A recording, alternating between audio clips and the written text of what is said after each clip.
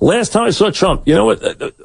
I should say last time because I saw him like 3 different times. First time I saw Trump for the first time in like a year and a half. Yeah. Was at a Ranger playoff game about a year and a half ago. I walked in. He was with Melania. I was with my wife. We walked into a room. He was in there. He came over to me. I introduced my wife. I don't think Mike, how are you? Said hello to him. I've known him for listen, Dog and I do boxing shows for him 25 years ago. Yeah. Okay? Down in AC. The bottom line, I've known him forever. Yeah. You know what he said to me? You're one of the rare people who was heavier when you were younger than you are now. First thing, he was fixated on weight. First thing he said to me was, you know what? How do you do that? And I said, oh, my wife's a real, my wife's thin and she's really nutrition crazy. So she stays on me with that stuff. Yeah. So he said to me, you're one of the rare people. Very few people lose weight as they get older. You actually weighed more years ago. I said, yeah, I weighed a lot more years ago, which I did. But the first thing he said to me was about my weight. Here's why I support Trump. He's not dumb. You didn't build this being dumb. The guy went to the Wharton School of Business. He's not dumb, okay? He did ruin the USFL. I actually was around for that, okay? Yeah. I almost had to testify. I was almost involved. What's the one guy that you were just totally enthralled by, a person? I had say the president, because you did interview the president. I've interviewed 2 presidents. I have not interviewed this president, but I've interviewed 2 presidents. College coaches are the all-time worst. They have that. Hey, the kids are great. We're doing great. Oh, I'm so proud of them. Unless you get Calipari in the right moment on the show. Yeah, Calipari. On this show, he blows things up a couple of times. He's a little punchy. Yeah, he's good. Especially when he gets mad at me. But, Tommy Heinsohn told me once. He told me that he once on a foul, because I was with the CBS teams when Tommy was doing the games, okay? And he told me, and Tommy's a really good guy and a good storyteller, very funny storyteller. Holy Cross, class of 56. He told me, I went up to give Wilt the foul. And he says, I'm telling you, Wilt had the ball in his right hand, and I clasped his wrist and his forearm, and I must have weighed 250, 260. I grabbed his wrist and his forearm with both arms, and he dunked me. We were walking into the building, and Kenny's walking in with us. Now, I've known Kenny since high school, and Kenny is shooting like 20% in the series. Yeah. And he said to me, be careful, Mike, I'm going to make a lot of shots tonight. And I said, really? I'm telling you. And I said, you've been awful in the series. He says, I'm going to make a lot of shots tonight. Well, Kenny went off in that game, if you remember, and they killed him. But what I'm saying from a distance, and this is from a distance, because people think, because I have some friends at the Garden, that people I know at the Garden, that they think, you know what's going on. First of all, I don't know what's going on. Secondly, when I've been around Phil Jackson, he hasn't said boo to me. So now he wanted Steve Kerr. And for whatever reason, and I know you're close to Steve Kerr, I'm not. I know Steve Kerr since he was in college, and I've worked with Nance, I've worked with Musburger, I've worked a couple times with Costas, I've watched Gumbel, I've worked with Lampley. Your point is it doesn't matter. No, it doesn't. Now, Iron Eagle could watch the game either way. But Iron Eagle could do the job right now. Iron Eagle could do the job right now. He's flawless. Kid started on that board, sitting right there. Right there. Remember, the National was around when Musburger got canned by CBS. I was in Denver when it happened. A cataclysmic moment. I remember. I was there when it happened. Musburger, he is CBS. How do you get rid of this guy? Mr. Lawrence Tisch. Yeah, I was there. I was there when it happened. I remember very well. I remember when the news came down. We were in Colorado for the Final Four. But what did we learn about that? All these guys are dispensable, no matter how great they are. Nance comes in and they have another guy for the next 20 years. That's why this is a better job, and that's why I learned that from Don Imus. The only person I ever idolized was Mickey Mantle. So when I got Mickey Mantle on the show, that was a big deal for me. Dog and I had him on the show a bunch of times. We talked to Ted Williams. We had Ted Williams on. He was great. He was great. And he told us he was going to get us Joe DiMaggio. Listen, you can't change things now. They traded. Fear and Orza were the biggest culprits because they had power. Fear and Orza, I knew both of them very well. And bright guys, really bright guys. The Sopranos was so good, and Chaz obviously is a big listener, and Totoro's a big listener too. Right. We're going to go sit and talk with Gandolfini after we finish the scene. So when we get there, they're taking us through the house, which they're showing us the whole of sets and everything, right? We're walking through each of the rooms, which are there, and they said they're shooting a psychiatrist scene. So they take us in. Dr. Melfi? They were shooting the scene. And Chase is so committed that he said, listen, he will not address you. Don't be offended. He will not know you're there. And we were watching the scene for a half hour. with Gandolfini and Lorraine Bracco. And then I got to know him pretty well, and I'd see him at events, and I'd see him at some charity events, and I got to know him pretty well. I mean, to where we would sit and talk for a couple of minutes. He'd give me a big hug. He'd say, almost break your back when he'd hug me. He was such a strong guy, you know, and he was always such a big, burly guy with huge arms, you know. And he was the nicest, quietest, modest guy. You know, we'd like, would you come do the show? And all the other Sopranos had done the show. Every one of them had been in our studio at one time or another. Okay, every one of them, from Chianese to name them, they were here. Okay, yeah. So, but he would never come. He sent stuff over to us. I saw him probably 6 or 7 other times at different events. Came over and talked to me. Charity events, we'd sit and talk together. I was at a concert he was at. We sat and talked for 20 minutes backstage. So he was, you know, it was sad that he, you know, and the guy who played Bobby Bacala is a good friend. So, you know, he and Jimmy were very close. You know, Steve Sherpa and Jimmy were very, very close. Big fight in the last season. Yeah, he came in the day about a week after he died and came in here and sat for like an hour. And Did he really? Can't do a year. Who was your more recent guest? I've had some good ones. I had Craig Kilborn last week, which was a pretty polarizing podcast. We had him in here one time. Yeah, he was from Mars. I was working at CBS, and John Walsh from ESPN, who I'm sure in your travels you met John, right? He was only the person that brought me and was my mentor there for a number of years. John and I, as you know, I may not know, John and I go back to the days of Inside Sports with Pete Axel and Pete Bonaventure. My favorite magazine. Okay. That's why John Walsh loves me, because I loved Inside Sports. I did work for Inside Sports. Okay. You did? Yeah. What'd you do? I did a bunch of stuff. Previews yeah, and stuff? I wrote some stuff for them. I did some articles Tony for Kornheiser? Yes, Ernie Tony, and a guy named Gary Smith was and on there? And a guy named, if I remember right, wrote a lot of big takes. Well, he loved Gary Smith, but Gary Smith was already doing stuff who I know forever from Sports Illustrated. But I think the guy's name was Fussman, Cal Fussman. Oh, Cal Fussman. He wrote a lot of big takes. Yeah. You know, they had him and a bunch of other guys. And Peter Von Renche, who I knew very well, was the other editor. And, well, when that went out, John was looking for something to do. After a couple of years, John basically came to me and said, listen, I got a project to do, a book called Inside Football with Pete Axel and me. I got to do the colleges. Pete did the pros.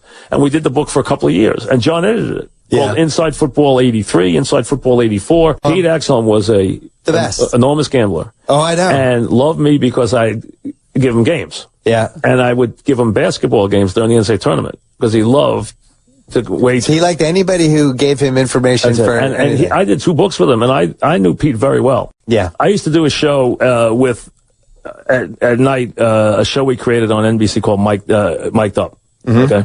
We did it for 7 years. I started doing it in the beginning with a guy named Jim Bell, who worked at NBC. Was a big protector, who then became a famous the boss of the Today Show, runs the Olympics and everything. But recently a guy came to me, and, you know, we have a guy here who works in the book business. And, he came to me and said, you know, I know that agent. And the agent called me and said, listen, I've been sent to bring you an offer. Yeah. And blah, blah, blah. And, I mean, it was a realistic offer. I mean, and it's a big company. I don't want to say which one it is. And Musburger has been lost in this because because when I worked with Musburger and I was part of what they called the Musburger Mafia, NFL Today, when it was him, Brent, Irv, Phyllis, that was must watch. Everyone watched the NFL Today. There was no other show. It was like CBS's the first show was a great joke studio show. But then when you think about it, like, Phyllis barely knew what she was talking about. Irv was like a mannequin, basically. Brent was carrying the whole team. And basically what you did with Phyllis, because I worked that show, and what you did with Phyllis was she would do a feature every week. I was on a plane and with our regular CBS crew, and we were going to Dallas, and I read in the paper, I said, look at this. Sports talk in New York. 24/7 station. And I showed it to Brent Musburger. He was sitting next to me, and he said, you would be perfect doing that. Parcells kind of was a performer a little bit in some of these things and really kind of enjoyed it. Loved the give and take in that stuff. And that was his forum. That was really where that was him. If that was the him that you get to see if you really knew him. Al Groh, Haley was on that Todd staff. Haley, He had, I think if I remember right, and I'm forgetting somebody, he had 6, I think, head coaches on the staff. 6 head coaches on the one staff. So Romeo Crennel gets an asterisk. He was one of the worst coaches of the last 20 years. He's a good man. I like Real Man. I know he's a good man. Good coach. I used to go to Saratoga with Jimmy the Greek as an 18-year-old and run his bets to the window. I used to have to get up and make the bets. And he went betting a couple of bucks. This is a long time ago. And I used to, and he would be on a losing streak, and I'd be like, why am I not booking these bets? I mean, these bets are ridiculous. Oh, you'd say you took them to the window only? Yeah, and then just book them myself and just, keep them. But if I lost, I'd have to come up with the money. And he was tough. He was like, he would have beat the heck out of me. I mean, he was a tough guy. What people didn't realize, he was a tough guy. Do you know that on Saturday night sometimes if he had to do something, he had an outing or an affair or something, I'd have to wait and take the phone calls on Saturday night for the stuff for the Greek's Corner on Sunday. The calls would come in from senators, from owners, from Al Davis personally. They would come in from all over the league, and I would take the calls and take the information down. Jimmy's out. It's Mike, blah, blah, blah. Al Davis? Al Davis, Senator Paul Axalt, owners. I'm telling you, it was legit.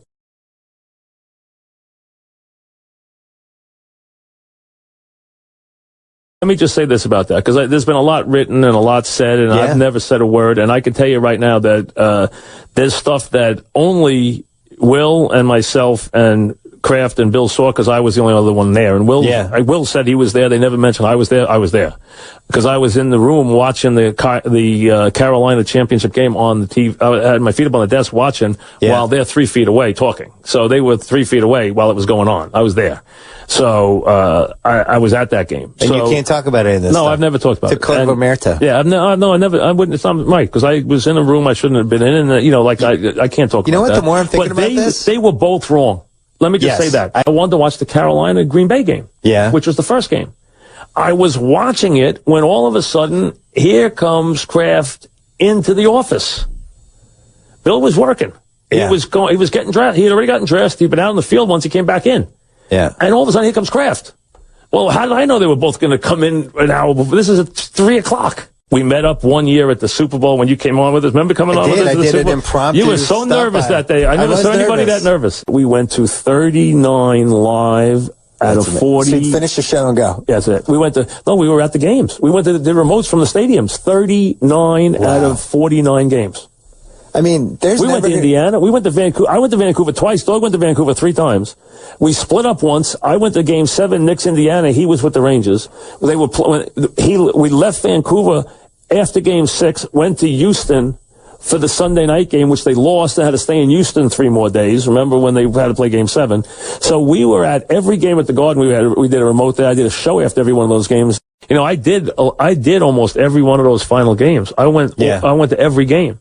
We used to go back and forth and back and forth and back. And I'd be in that arena 5 o'clock for a 9 o'clock game. The best game I ever saw was the Memorial Day Massacre. I never saw a team play better than that in my life. I was there. So we were both at that game. I was there. But the best game I ever remember, my most impressive game I was ever at for an NBA final, was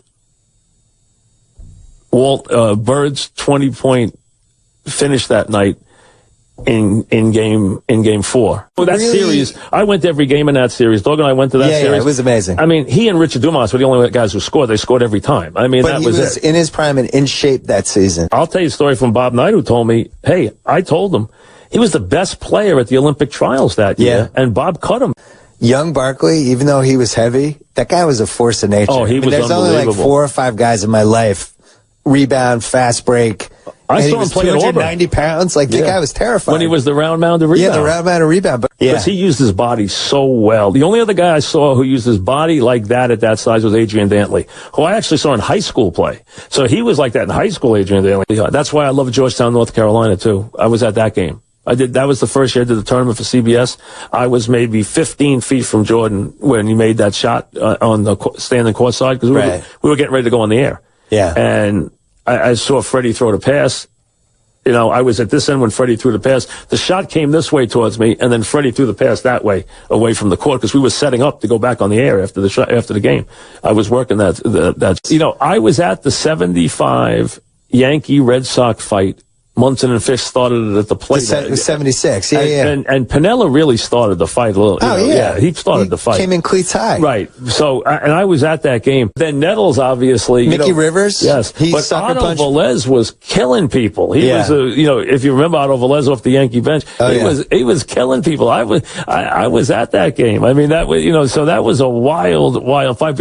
Everyone who loved the Red Sox wanted Grady Little to take him out of that game when it happened. Absolutely. Because we had watched him, and Pedro had a certain number of pitches. I was at that game. I can't go to Yankee Stadium. I was at that game. I'll go to the new one because nobody's there. I sat there the entire game and watched the Red Sox infiltrate the building as the Yankee fans scattered and watched it. I sat there for all 9 innings. I was at, only game in that series I wasn't at was game 4. I've had Betances basically since he was in the minors.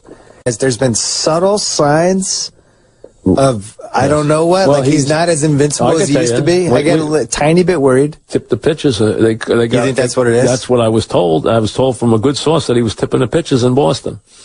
I mean, is there anything that you've seen in the last couple of games that worries you about Betances?